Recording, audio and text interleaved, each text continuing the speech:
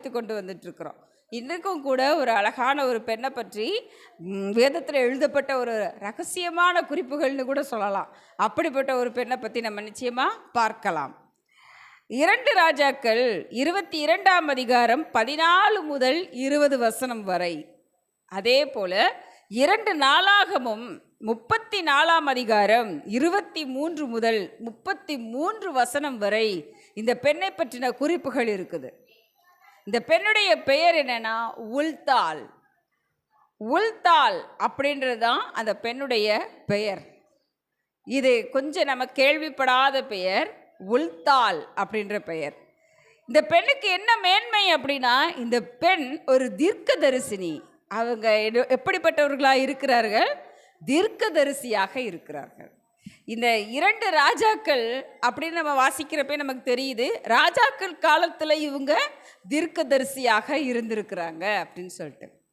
மேன்மையான ஒரு விஷயம் என்ன அப்படின்னா, ஒரு ராஜா, அவருடைய பெயர் என்னன்னா ஓசியா. ஓசியான்ற ராஜா எருசலேமை என்ன செய்து கொண்டு வந்துட்டு இருக்கிறாரு? ஆட்சி செய்து வந்து கொண்டு இருக்கிறார். அவருடைய ஆட்சி காலத்தில் ஒரு 18 வருஷத்து அவர் ஆட்சி செய்து கொண்டு இருக்கிறப்ப என்ன நடக்குது அப்படின்னா, அங்கே ஒரு யுத்தம் நடக்கிறதுக்கு ஒரு வாய்ப்பு ஏற்படுது. அந்த யோசியா ராஜாவுக்கு ஒரு கலக்கமும் ஏற்படுது. இந்த கலக்கத்தின் நிமித்தமாக யோசியா ராஜா எருசலேமை ஆட்சி செய்து கொண்டு வந்திருக்கிற அந்த நேரத்தில் இந்த உல்தாள் அப்படின்ற அந்த தீர்க்கதரிசியை நாடி அவர்களிடத்தில் விசாரிக்க சொல்லி ஆட்களை அனுப்புகிறார். அதுதான் இந்த பெண்ணுடைய மேன்மையாக நாம் வேதத்தில் பார்க்கிறோம். இந்த பெண் இயேசு கிறிஸ்து பிறப்பதற்கு முன்பாக ஒரு 600 ஆண்டுகளுக்கு முன்பாக வாழ்ந்தவர்கள் அப்படின்னு சரித்திரம் சொல்லுது. 600 ஆண்டுகளுக்கு முன்பாக இந்த உல்தாள் அப்படின்ற அந்த தீர்க்கதரிசி வாழ்ந்திருக்கலாம் அப்படின்னு சொல்லி சரித்திரம் வேத ஆராய்ச்சியாளர்கள் சொல்கிறாங்க. அவங்களுடைய கணவனுடைய பெயராக சல்லூம் அப்படின்னு சொல்லி இந்த 2 ராஜாக்கள் பகுதியை வாசிக்கிறப்ப நம்மளால் தெரிந்து கொள்ள முடியுது. அவங்களுடைய கணவனுடைய பெயர் சல்லூம் அப்படின்னு. அந்த கணவர் என்ன வேலை பார்த்து கொண்டு இருக்கிறார் அப்படின்னா, அந்த வஸ்திரம் நம்ம அவங்க அந்த காலங்களில் போட்டு கொண்டு இருந்தாங்க இல்லையா, ராஜாக்களுடைய வஸ்திரங்கள், அதை அதில் விசாரிப்புக்காரனாக இருக்கிறார். அதாவது அரண்மனையில் தான் அவரும் என்ன செஞ்சிட்டு இருக்கிறாரு? வேலை செய்து கொண்டு இருக்கிறாருன்றது அர்த்தம் இல்லையா? அந்த சல்லூம் அப்படின்றவருக்கு மனைவியாகத்தான் இந்த உல்தாள்ன்ற தீர்க்கதரிசி இருக்கிறாங்க. நிறைய பேருக்கு இப்போ இது ஒரு பெரிய உண்மையாக தெரிகிறது. உல்தாள் ஒரு தீர்க்கதரிசினி. 2வது, அவங்க எப்படித்தான் இருந்திருக்கிறாங்க? கணவன் மனைவியாகத்தான் இருந்திருக்கிறாங்க.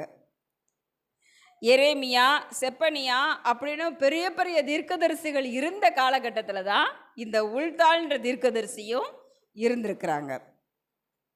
யோசியா ராஜா 18ஆம் வருஷம் அவங்க ஆட்சி செய்து கொண்டிருந்த அந்த நேரத்தில், 18ஆம் வருஷம் ஆட்சி காலத்தில் அவங்களுக்கு என்ன தேவைப்படுது அப்படின்னா, அவங்களுடைய அந்த எருசலேமின் ஆலயத்தை சுத்திகரிக்க வேண்டும்ன்ற ஒரு தீர்மானம் அவர்கள் எடுக்கிறாங்க. அப்படி எடுக்கிறப்ப அந்த ஆலயத்தை அவர்கள் சுத்திகரிக்கிறதுக்காக நிறைய பேரை அனுப்பி வைக்கிறாங்க. அதில் ஆசாரியர்களும் என்ன செய்கிறாங்க? சுத்திகரிப்பின் வேலையாக அங்கே போகிறாங்க. அந்த ஆசாரியனுடைய பெயர் இல்கியா. அந்த இல்கியான்ற அந்த ஆசாரியனும் நியாயப்பிரமாண புஸ்தகத்தை கண்டுபிடித்ததாக அந்த வேதத்தில் அது எழுதப்பட்டிருக்கு. அந்த நேரத்தில் அந்த யோசியாவின் ராஜா சொன்ன அந்த நேரத்தில் 18ஆம் வருஷம் அவர் அரசாட்சி செய்து கொண்டிருந்த அந்த நேரத்தில் அவருக்கு என்ன தோணுது? எருசலேமின் ஆலயத்தை நம்ம சுத்திகரிக்கலான்னு தோணுது. அதற்காக என்ன செய்கிறாரு? ஆலயத்தை சுத்திகரிக்கிறதுக்கு ஆட்கள் அனுப்பி வைக்கிறாரு. அதில் இல்கியா அப்படின்ற ஒரு ஆசாரியரும் இருக்கிறாரு. அவருக்கு என்ன தென்படுது அப்படின்னா, நியாயப்பிரமாண புஸ்தகம் தென்படுகிறது. அந்த தென்பட்ட அந்த நியாயப்பிரமாண புஸ்தகத்தை கொண்டு வந்து யார்கிட்ட கொடுத்துருப்பார்? அப்போ அந்த யோசியான்ற ராஜாட்ட கொண்டு வந்து கொடுக்குறார். அப்போ அந்த ராஜா என்ன செய்கிறாரு, இந்த நியாயப்பிரமாண புஸ்தகத்தை வாசிங்க. அதை நாம் எவ்வளோ ஒரு மேன்மை, நமக்கு இத்தனை வருஷங்கள் இந்த நியாயப்பிரமாண புஸ்தகம் எங்கே இருந்ததுன்னு தெரியலை, இப்போ ஆலயத்தை சுத்திகரிக்கிறப்ப நமக்கு கிடச்சிருக்கு, நம்ம என்ன செய்வோம், இதை வாசிப்போம்னு சொல்லி அந்த யோசியா ராஜா என்ன செய்கிறாரு, வாசிக்க சொல்கிறார். அதில் இருக்கிற கட்டளைகளை அவங்க வாசிக்கிறப்ப அவர்களுக்கு என்ன ஏற்படுது அப்படின்னா, ஒரு பயம் ஏற்படுது. என்னது, விக்கிரகத்தெல்லாம் கும்பிடக்கூடாதா, என்னது நாம் இவ்வளோ பரிசுத்தமாக இருக்கணுமா அப்படின்னு சொல்லி அந்த ஆலயத்தை குறித்தும் நாம் எப்படி அந்த ஆலயத்தில் இருக்க வேண்டும் என்பதை குறித்தும் அவருடைய ஆட்சி காலத்தில் என்ன தவறு நடந்திருக்கிறது அப்படின்றதை குறித்தும் என்ன செய்யுது, அவருக்கு குழப்பமும் தவிப்பும் ஏற்படுது. அதனால் என்ன செய்கிறார், அவர் போய் ஒரு தீர்க்கதரிசிகிட்ட போய் விசாரிச்சுட்டு வாங்க அப்படின்னு சொல்லி இவர் என்ன செய்கிறாரு, ஆட்களை அனுப்பி வைக்கிறார். அப்போ சாப்பான் சம்பிரதி, அவர் சம்பிரதின்றது ஒரு ஆசாரித்துவத்தில் ஒரு என்ன ஒரு பதவி, சம்பிரதியாக இருக்கிற அந்த சாப்பான்றவரும் இந்த இல்கியாவும் எங்கே போகிறாங்க அப்படின்னா இந்த உள்தாளை தேடி போகிறாங்க.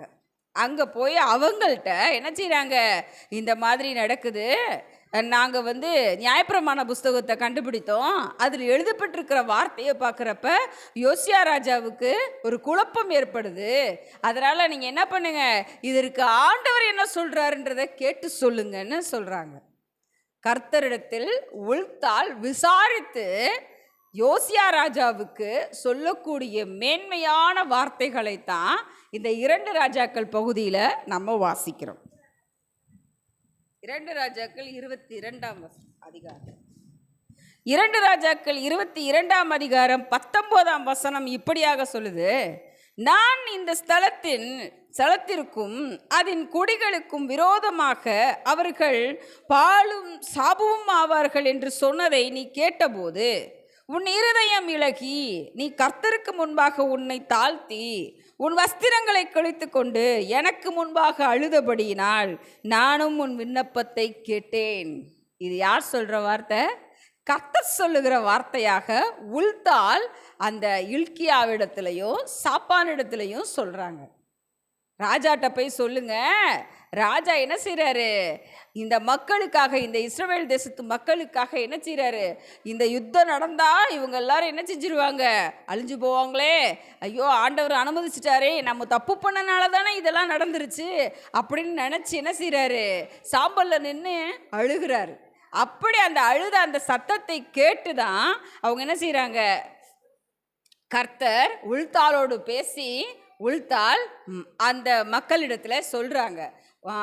அவங்களிடத்துல ராஜாவுக்காக விசாரிக்க வந்தாங்க இல்லையா, அந்த ஆசாரியர்களிடத்துல சொல்கிறாங்க, இப்படியாக ஆண்டவர் உன் இருதயம் இளகி நீ வஸ்திரங்களை கிழித்து கொண்டு அழுதபடினால கர்த்தர் உன் விண்ணப்பத்தை கேட்டார் அப்படின்னு சொல்கிறாங்க. இப்போ கர்த்தர் அவங்க விண்ணப்பத்தை கேட்டார்னாலே நமக்கு என்ன புரிஞ்சிருச்சு, யுத்தத்தை ஓய பண்ணிட்டாரு அப்படின்றத புரிஞ்சிருச்சு. அந்த இடத்துல இனி யுத்தம் இல்லைன்னு ஆயிடுச்சு. இப்போ ஆனால் யோசியாவின் காலத்தில் மாத்திரமே அது நடந்தது. ஏன்னா ஆண்டவருடைய கோபம் தணிந்திருந்ததே தவிர அவர்கள் மாறினதாக சரித்திரத்தில் இல்லை. ஏன்னா நம்ம பார்த்துருக்குறோம், இஸ்ரவேலின் ஜனங்கள் வழுகி போகிறவர்கள். எப்பவும் என்ன செய்வாங்க, ஒரு ராஜா எப்பையும் கர்த்தரை பற்றி சொல்கிறப்ப அவங்க ஏற்றுக்கொள்வாங்க, கர்த்தருக்காக கீழ்ப்படிவாங்க, தங்களை தாங்களை மாற்றிக்கொள்வாங்க. ஆனால் மறுபடியும் இன்னொரு ராஜா வர்றப்ப என்ன செஞ்சிருவாங்க, அந்த மனுஷங்களுடைய மனசு என்ன செஞ்சிருது, மாறி போயிடும். அப்படித்தான் அந்த நேரத்துலையும் கூட நடக்குது. 2 நாளாகமும் 34ஆம் அதிகாரம் 33ஆம் வசனம் இப்படியாக சொல்கிறது, யோசியா இஸ்ரவேல் புத்திரருடைய தேசங்கள் எங்கும் உண்டான அருவருப்புகளையும் அகற்றி இஸ்ரவேலிலே காணப்பட்டவைகளை எல்லாம் தங்கள் தேவனாகிய கர்த்தரை சேவிக்கும்படி செய்தான். அவன் உயிரோடு இருந்த நாளெல்லாம் அவர்கள் தங்கள் பிதாக்களின் தேவனாகிய கர்த்தரை விட்டு பின் வாங்கினதில்லை அப்படின்னு.